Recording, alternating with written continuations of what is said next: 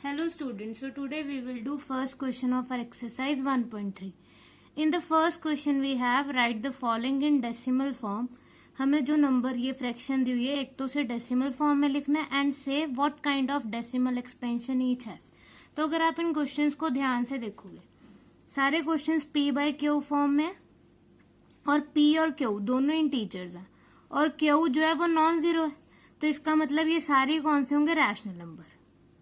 इतना तो क्लियर है. तो लेट्स स्टार्ट. अब फर्स्ट क्वेश्चन है 36/100. अब उन्होंने कहा है कि फर्स्ट हमने क्या करना है उसे डेसिमल फॉर्म में बनाना है.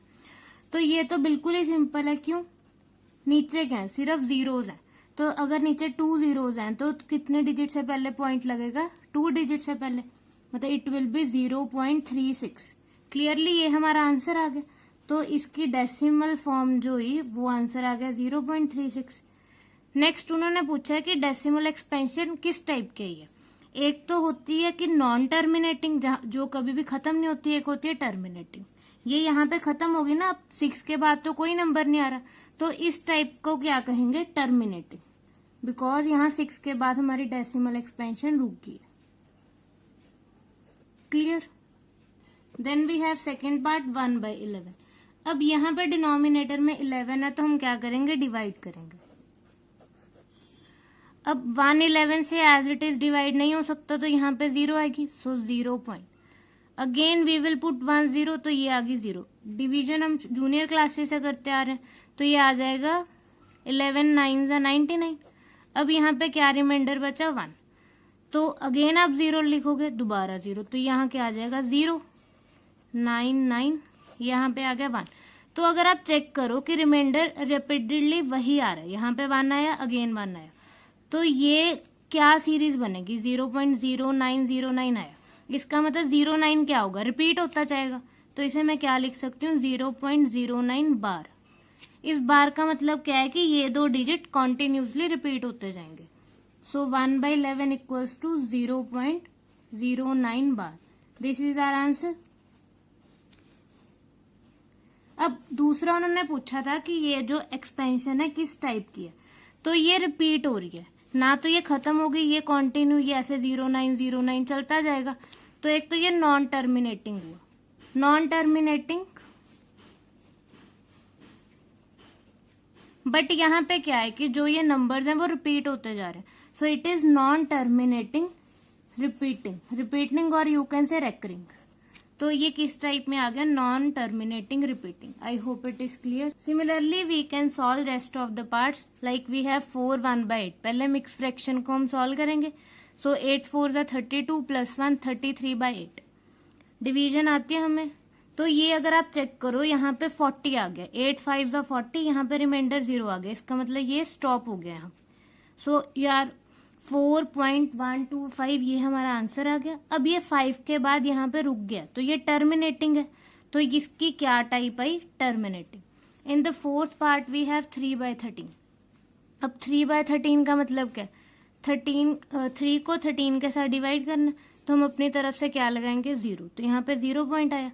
जैसे जैसे सॉल्व होता गया तो अगर आप चेक करो यहाँ पे अलग अलग सीरीज बन रही थी वहां तक हमने सॉल्व किया. उसके बाद यहाँ पे देखो जब 120 में से 117 माइनस करोगे यहाँ पे 3 आ गया. तो ये फिर यहाँ क्वेश्चन से स्टार्ट हो गया. तो सेम यही वाले स्टेप दोबारा रिपीट होते जाएंगे. इसका मतलब 9 के बाद क्या आएगा 2 फिर 3 फिर 0 फिर 7 फिर 6 फिर 9. इसका मतलब ये 6 नंबर ही कॉन्टिन्यूसली रिपीट होंगे. तो मैं क्या लिख सकती हूँ 6 नंबर्स के ऊपर हम क्या डाल देंगे बार डाल देंगे. तो ये किस टाइप का हुआ. अब ये रिपीट होता जाएगा. इसका मतलब नॉन टर्मिनेटिंग बट रिपीट हो रहा है so repeating. Non terminating repeating. Then the fifth part 2/11. तो जब आपने ये किया ठीक है पहले 11 1 11 9 रिमाइंडर बचा 0 किया तो 11 8 88. डिवीजन हम सबको आती है. तो यहाँ पे अगेन क्या रिमाइंडर बचा 2. अब ये फिर क्वेश्चन रिपीट हो जाएगा. यहाँ पे आप 20 लिखोगे फिर यहाँ पे 11 लिखोगे 9 रिमाइंडर बचेगा. तो कॉन्टिन्यूसली क्या आता जाएगा 0.18 18 18 18 एंड सो ऑन. कभी भी रिमाइंडर 0 नहीं आएगा. तो इसे मैं क्या लिख सकती हूँ 18 के ऊपर बार लिख सकते हैं. तो आंसर आ गया 0.18 बार. और ये कौन सी टाइप हुई non terminating repeating. Non terminating means जो कभी खत्म नहीं हो रहा रिपीटिंग मतलब उसका एक पैटर्न जरूर बन रहा है। Then we have sixth part 329 by 400। Similarly अब 329 को 400 के साथ डिवाइड करने के लिए 0 लगाएंगे, तो यहाँ पे आ गया डेसिमल। जहां तक सॉल्व, अब यहाँ पे चेक करो, 400 को अगर 5 के साथ मल्टीप्लाई करोगे 2000 आता है, तो यहाँ पे रिमाइंडर 0 आ गया। दैट मीन्स 329 बाय 400 की डेसिमल एक्सपेंशन क्या होगी, सिंपली 0.8225। और ये यहाँ पे खत्म हो गया ना, तो सिंपली ये कौन सी डेसिमल एक्सपेंशन है, टर्मिनेटिंग। क्यों, क्योंकि ये यहाँ पे रुक गई। Now we have second question. You know that 1/7 equals to 0.142857 bar. इसका मतलब आपको 1/7 की वैल्यू दे दी, ये होगी। Can you predict what the decimal expansion of 2/7, 3/7, 4/7 are without actually doing the long division. तो आपको अगर 1/7 की वैल्यू दे दी है, आपने सिमिलरली 2/7, 3/7, 4/7 इन पांचों की वैल्यू पता करनी है, but without doing the long division. जैसे हमने पीछे किया वैसे नहीं आपने करना। अब उन्होंने पूछा इफ सो हाउ, तो अगर आप ऐसे without doing the long division आप आंसर्स बता सकते हो, तो कैसे बता सकते हो। So let's start. We know 1/7 equals to 0.142857 bar. तो अब आपको अगर 2/7 की वैल्यू पता करनी है, अब 2/7 को मैं 2 इंटू 1/7 लिख सकती हूँ, और 1/7 क्या है, 0.142857 बार। ये तो आपको वैल्यू दी हुई है, तो आपने क्या करना है, सिंपली जो भी आपको यहाँ पे गिवन है 0.142857, इसे आप क्या करोगे, 2 के साथ मल्टीप्लाई कर दोगे।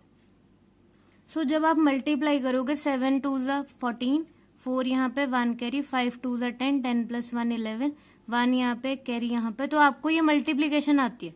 तो जब आप इसे 2 के साथ मल्टीप्लाई करोगे यू विल गेट 0.285714। और यहाँ पे बार था ना, इसका मतलब इसने रिपीट होना, तो यहाँ पे भी क्या आ जाएगा, बार। सो सिंपली हमने क्या किया, 2/7 को 2 इंटू 1/7 लिखा, 1/7 की वैल्यू पुट की, और हमारा आंसर आ गया। सो 2/7 इक्वल्स टू 0.285714। सिमिलरली आप क्या करोगे, 3/7 को हम लिख सकते हैं 3 इंटू 1/7, 4/7 को लिख सकते हैं 4 इंटू 1/7। अब 3 इंटू 1/7 मतलब 3 इंटू 0.142857, और ये बार आ गया। तो जब आप मल्टीप्लाई करोगे you will get, so we get 0.428571 bar. Similarly 4/7 को लिखेंगे 4 इंटू 1/7, 1/7 की। सो जब वैल्यू पुट की तो आपके पास कुछ इस टाइप का आंसर आएगा। यहाँ पे बार है तो हम यहाँ पे भी क्या कर देंगे, बार। सिमिलरली 5/7 और 6/7 को सॉल्व करेंगे। 5/7 को 5 इंटू 1/7 लिख सकते हैं, 6/7 को 6 इंटू 1/7 लिख सकते हैं। 1/7 की वैल्यू पुट की और सिंपली मल्टीप्लाई करके हमारे पास आंसर आ गया। So I hope it is clear to you all. Thank you.